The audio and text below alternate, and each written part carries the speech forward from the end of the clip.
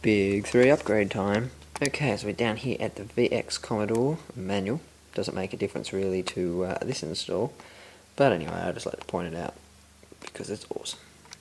Anyway, so here's the big 3. This is how we're going to do it. These two wires here, these two, not this one.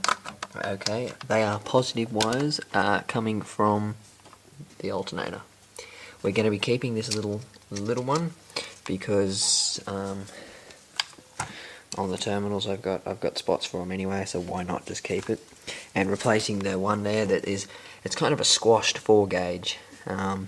Probably not quite 4, or if it is, it's not that good. So we're replacing him. If you can see that one. Okay, so this one coming beside the oil filter there, he is the ground to the engine. Now he grounds out just kind of in there, like the oil filter's here, just kind of to the left of it, looking at it this way, up in there. He's going to be replaced with 0 gauge as well, and he is kind of, this is big fat one, see that big fat one there? There's a few different wires inside of that. He's one of them, this is him here.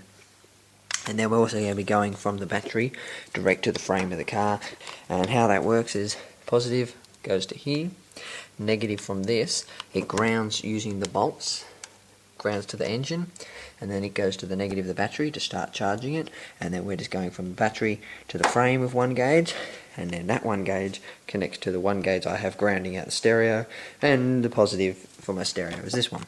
So that's how it all works. Now the first thing you probably want to do is remove your battery. So I've started by removing my battery. Obviously I was unplugging it anyway, so why not just take it out, because it gives me more room to work with. Okay, so here's the negative. Okay, well what I got to do is take it out, just the whole thing, add the new one, bring it back to here. Okay, that was a pain in the ass. So I got the engine ground off. The way you have to get in there, you're going to have the battery out, probably. You want to get your hand here, as you can see where I am. Obviously you're doing this, and you're going to have to go, that's the oil filter there. You're going to have to go a few inches to the left, and you'll have to find it by feel, and you'll get your hand in there, and then you'll have to, like that, take the bolt out. That's for the engine mount ground. I put the bolt here somewhere. Yeah. Okay, so I got it out. It's a 13. What I've done here is I pretty much separated all the wires and everything. Okay, or anything with a yellow on it is a positive, and there was only 2 negative anyway, but 1 negative actually, and there was a negative. I got a little thing that stops the battery, corroding, whatever, getting shit on it. So, anyway, so I'm about to take the belt off. I've just drawn a picture of the belt, as you can see, it goes over the alternator. Okay. Anyway, just when I put it back on, there's my picture. Okay, now to take it off, I just put the 15 is what it is on here, alternator, just there. Crank it to the left, it'll loosen it. Pull this, and then just take the belt off, really. No alternator. Okay, so I took the alternator out, got that bolt out easily, took that one off. Now, of course, the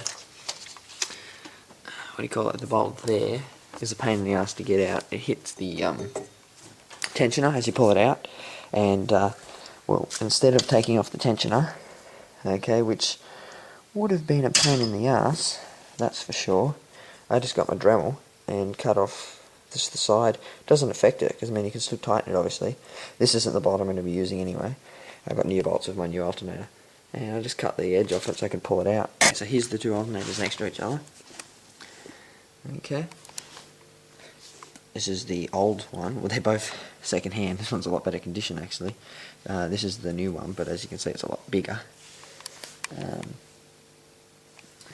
Yeah, a lot bigger in height.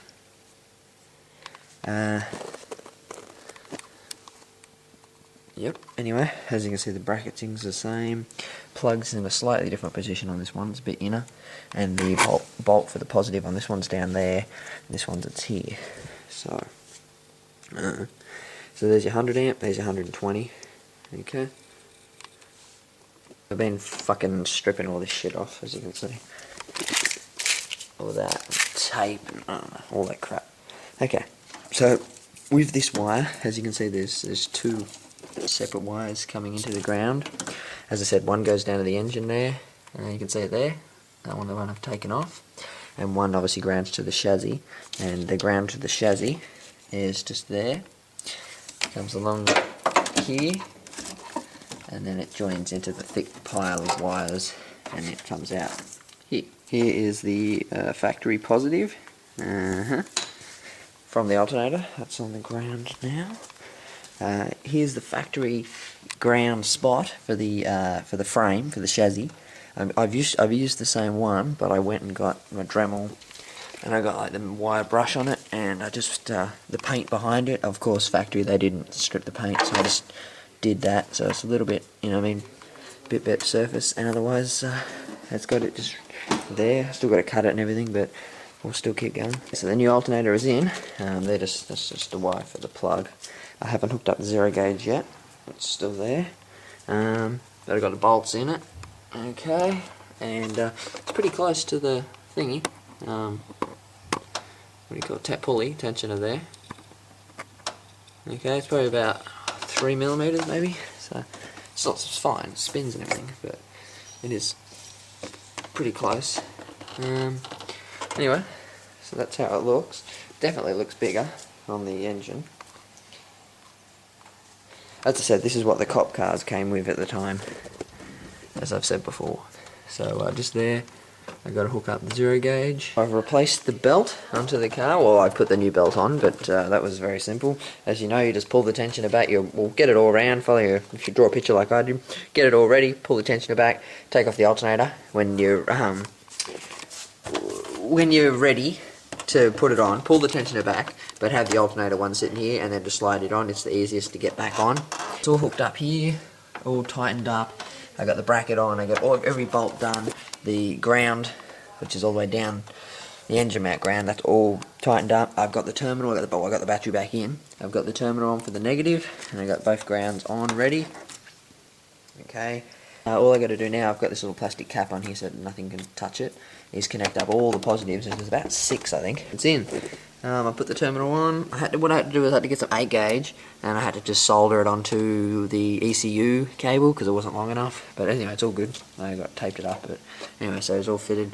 And yeah, car works. I haven't started it yet, but I've the power's there for the amps and everything's going, and that little thing down there is going, and I've clicked it over to accessory, and all my lights come up on my dash, and everything seems fine. There's nothing wrong. So yeah, so there you go, new belt, new alternator, and big 3 upgrade.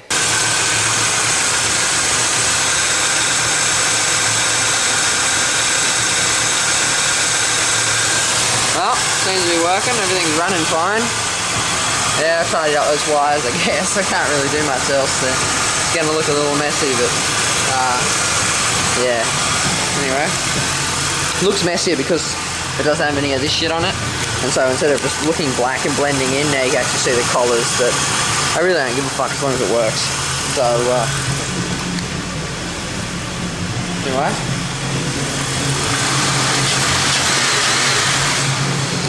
it's all running okay, and stereo's on, and it's still working. Then yeah, no, that's just my handbrake. Otherwise, there's no warning lights.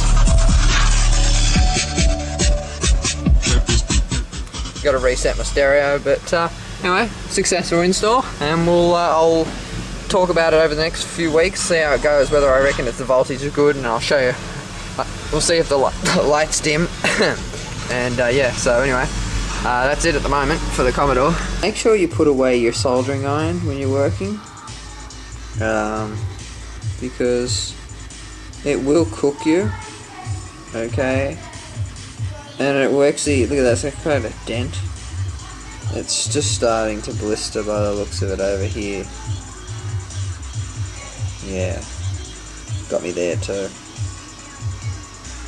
So I'm just editing the video right now, but I tried on the soldering iron. After I'd finished, I was just putting away tools, and obviously I'd left it on. So just make sure you put away your soldering iron.